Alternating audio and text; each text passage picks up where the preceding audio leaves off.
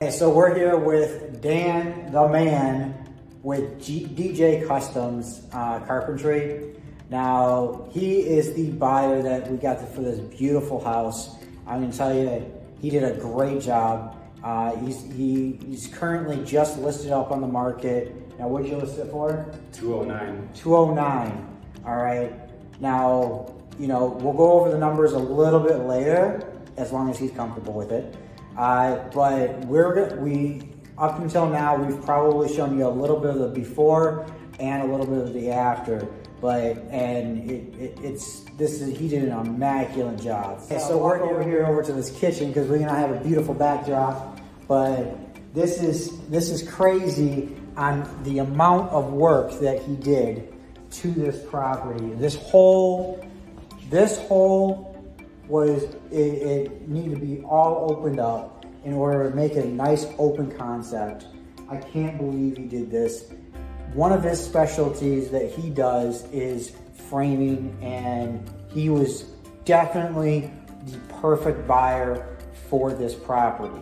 So, so Dan, on this here, go over a little bit of some of the issues that you had on this property, the big ticket issues. Sure. So biggest ticket was the structure to start out. When I initially looked at the house, it's on a crawl space and the sand was kind of high on it, so I wasn't able to get underneath it and really take a look at it. I could feel that the floors were a little spongy, but I knew, knowing my skill set, I'd be able to take care of it. Okay. Once I got my demo crew in here and demoed the place out, and I really saw what the onion peeled back. And what ended up happening is that the whole front of the house actually wasn't even being supported on anything. The whole front of the house, like this entire wall. So we'll go over this whole wall here. This whole wall right here, the entire floor system was degraded and rotted, and we ended up ripping out the entire floor joist from this front wall through this kitchen and then through this back bedroom. Everything here is all brand new floor joists. We raised this wall up 6 inches and brand new LVL header from this corner all the way over to here to this wall to support our new stair system. Okay. But now this wall is structurally sound because our roof is going from front to back. So you got all that weight of the roof and the second floor sitting on this wall, and there is nothing holding this wall up besides literally studs and the 1x4 siding. That's it. I don't know how this place is standing. So all this is brand new. All this subfloor is brand new. We removed a wall. This was a bearing wall holding up the floor joist for the second floor. We removed it. There used to be an entrance to go in here to this kitchen. We put a 14-inch micro lam across here, and now that's carrying the load for that whole second floor. There used to be a closet right here. Removed it.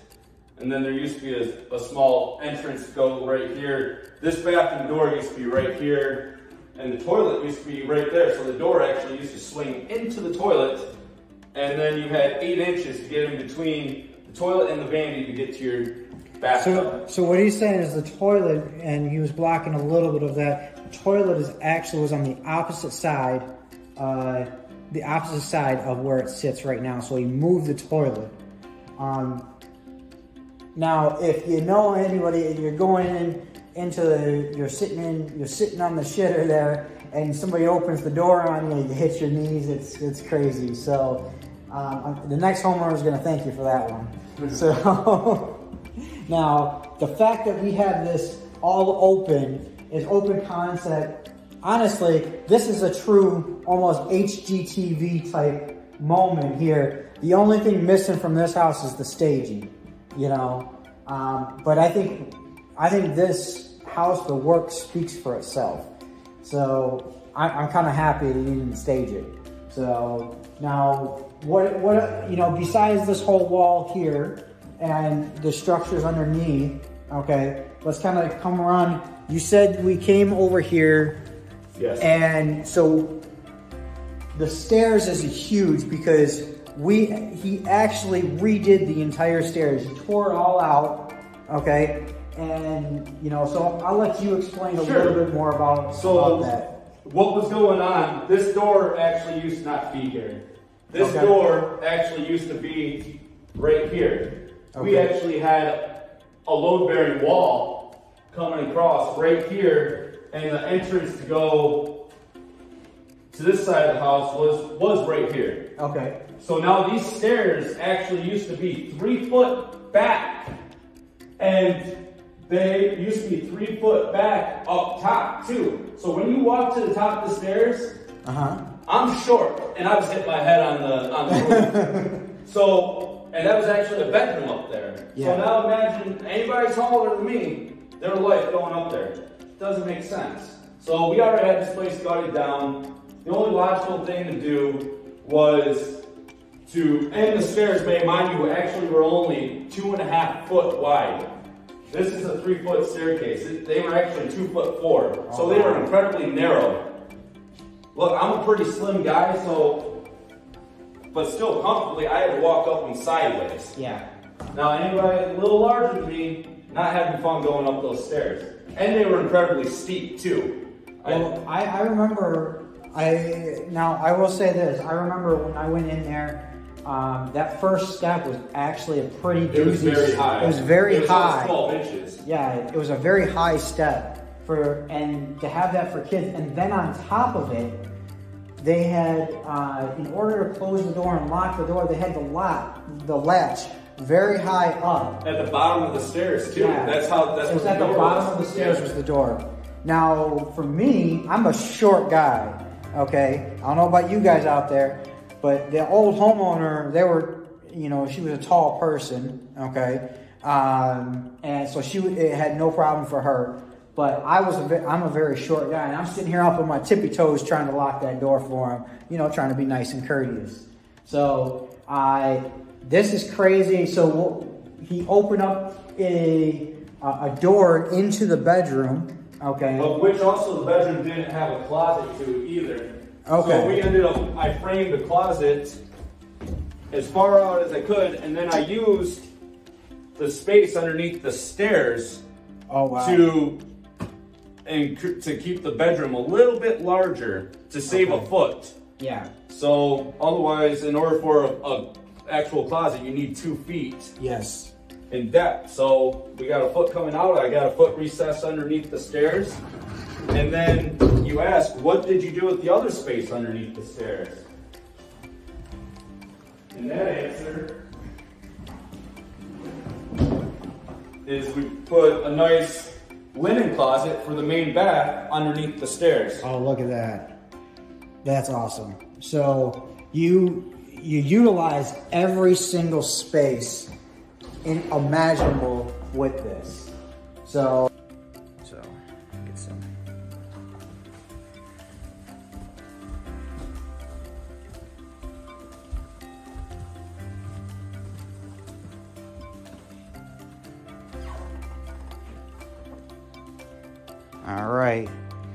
All right, Dan, why don't you come up here and tell us.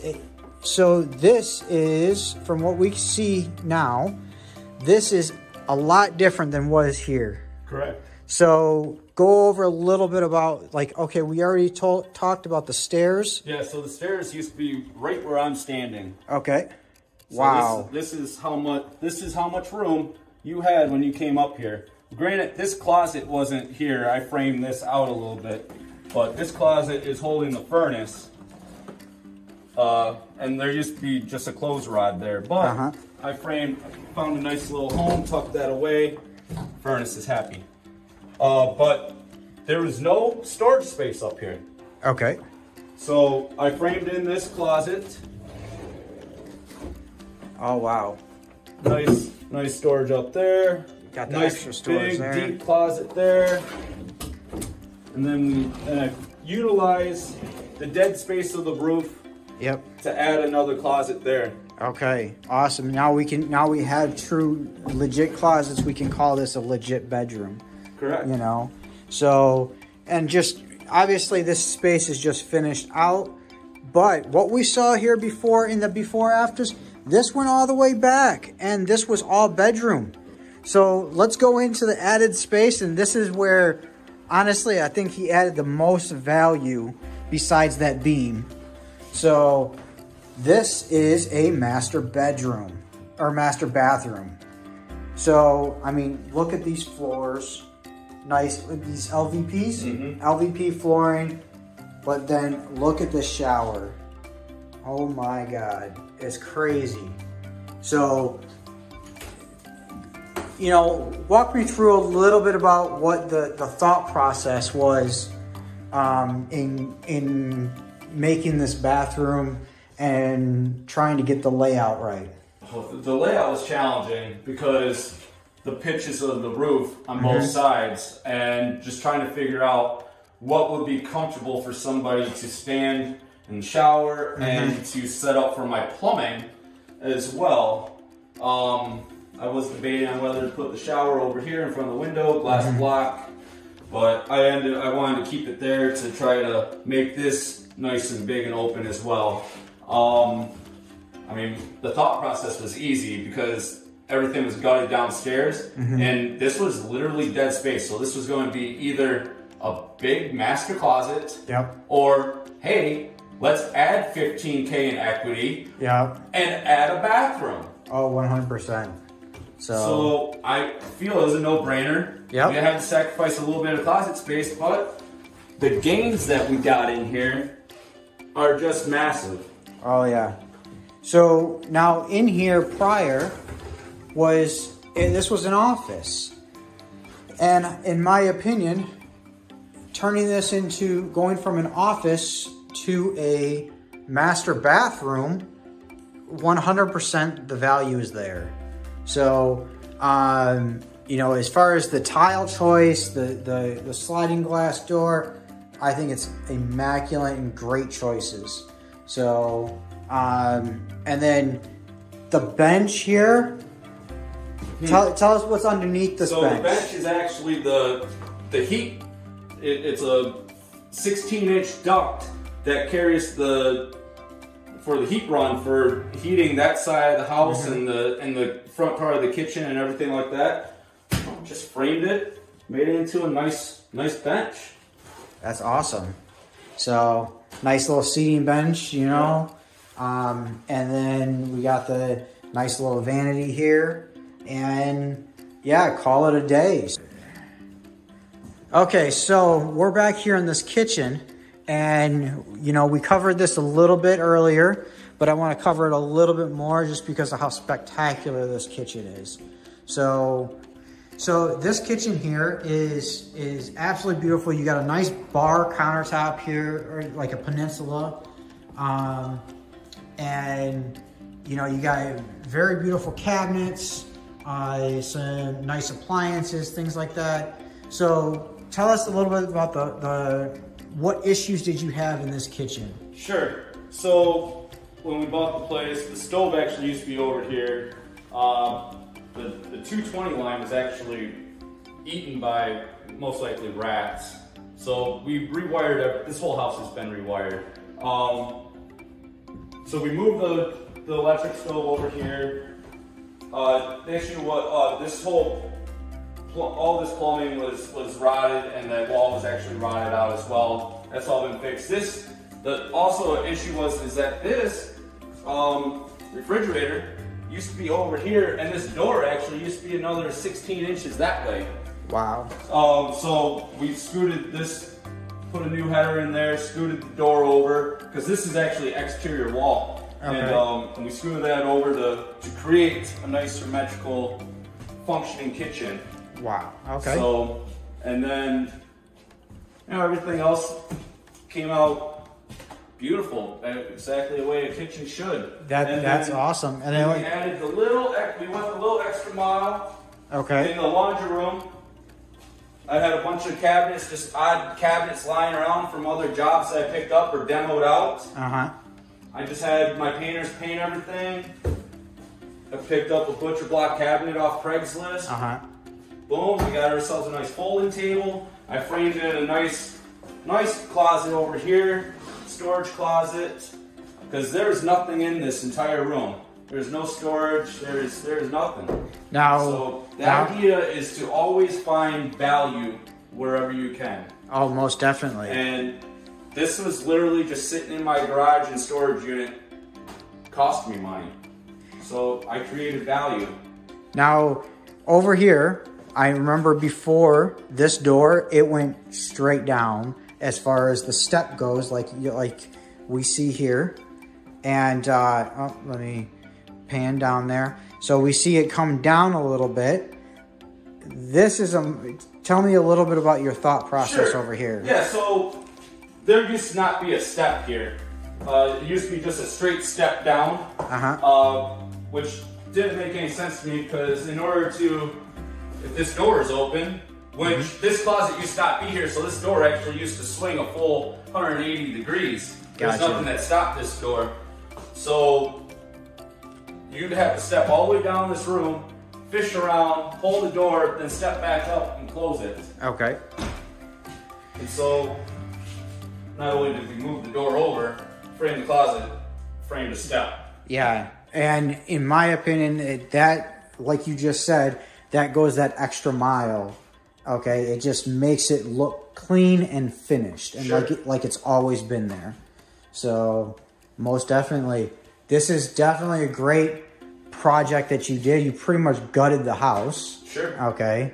And you know, you did everything that we possibly could.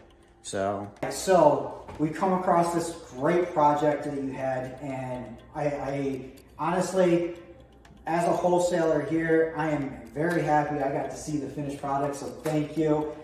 This right here is where all you wholesalers out there build relationships with your buyers so you can do stuff like this and you come back and see the finished product. Because I'm going to tell you, if I didn't have this awesome relationship with Dan here, I wouldn't be seeing this right now, only if it popped up on my feed in the MLS, and that would be about it. So how long did it take you to actually do this project? Well, we've had the project for about, we haven't even had to own the property for 120 days. So, I mean, we have, I don't know, maybe 60 days worth of actual working days in here. Wow. So, yeah, that is 100% awesome. I think we remember it was like late August that we closed on the property. And to go to what we have here, it is amazing. So I commend you for the speed to the market, and especially with how fast this market changes. So it's really crazy. Now, what was going through your thought process as you walked through the property when you first saw it? Because obviously we can't open up the flooring to know exactly what's going to be underneath there or anything like that. So what is it that you're looking for, in the property to say, okay, I think this is going to cost me X amount of dollars, or so on and so forth? Sure, that's a good question. When I initially walked through the property, I look at a lot of the big ticket items. Like, okay, how are the windows? Is the roof been done? Which, yes, this roof was done. These windows were in decent shape. Had a new furnace, and the hot water tank was decent. I mean, it's still, it's still small potatoes. I always look at structure. I typically do not buy a house that's on a crawl space. Okay. This actually kind of broke a lot of my rules because I don't buy a bungalow either. So I broke every rule. But sometimes you just have to take a gamble and trust your skill set. I could tell that there was some structure problems. I had no idea that they were as deep as they were. But once again, this is what I do all day, every day. I am a contractor by trade. So I am skilled in doing everything that we did in here because we did 100% of all the work in this house. Yep. So I know what the costs are going to be. I know, okay, we could do this, we could do that, and we can pivot. So, and really, at the end of the day, it's just wood and it's lumber and it's drywall and it's trim. So, you know, I got the crews and I'm able to keep things a little tighter than a lot of other people do. But that's, you know. And that's where having your own crew, having your own, being able to do it for cost, or being able to do it at a reduced price versus hiring everything out or subcontracting everything out. You know, you subcontracted a few things out, sure. But for the most part, it's, you know, you kept it all mainly in-house, right? Sure, and I subcontract things out because it's not that I can't do them, it's because I'm not fast at doing them. You know, sometimes you have to realize, okay, I'm really good at doing trim, or I'm really good at doing tile, but I'm not good at doing cabinetry or trim work or framing. So you have to go, if you want to get it done fast and save yourself a lot of time and headaches, hire it out. Because you don't know what you don't know. And you can watch all the YouTube videos you want, but until you get in the field and actually understand how it all goes together, it's in the field of knowledge. Exactly, and that's what I actually preach about wholesaling as well. Any of you guys that are wholesaling out there, you can learn as much as you want. You can have an analysis paralysis. You can learn as much as you want on YouTube, and by all means, keep watching my videos. But if you're not going to apply it, and you're not going to retain it until you actually put it into action and actually do it. So, you know, in my opinion, you have to go out there and actually feet to foot, hands to fist, like actually do the work. I'm not sitting here saying you have to actually be hammering everything, but getting into a project and actually doing it, that's the goal versus, you know, just sitting on the sidelines. I don't know, I'm gonna wait until interest rates come down. I'm gonna wait until this comes down.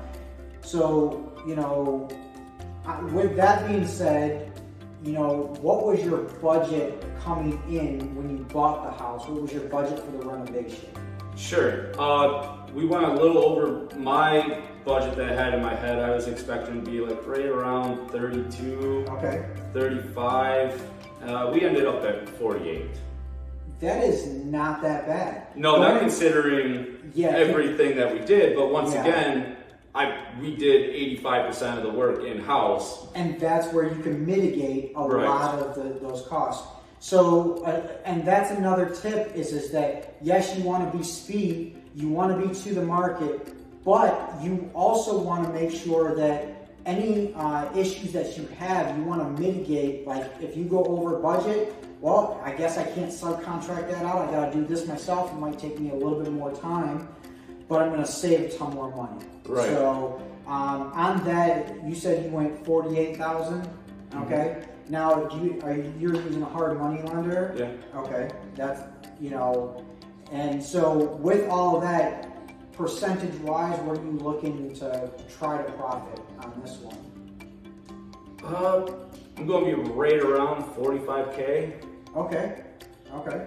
And that's not bad, being speed to market and things like that. So, in my opinion, great job, awesome job.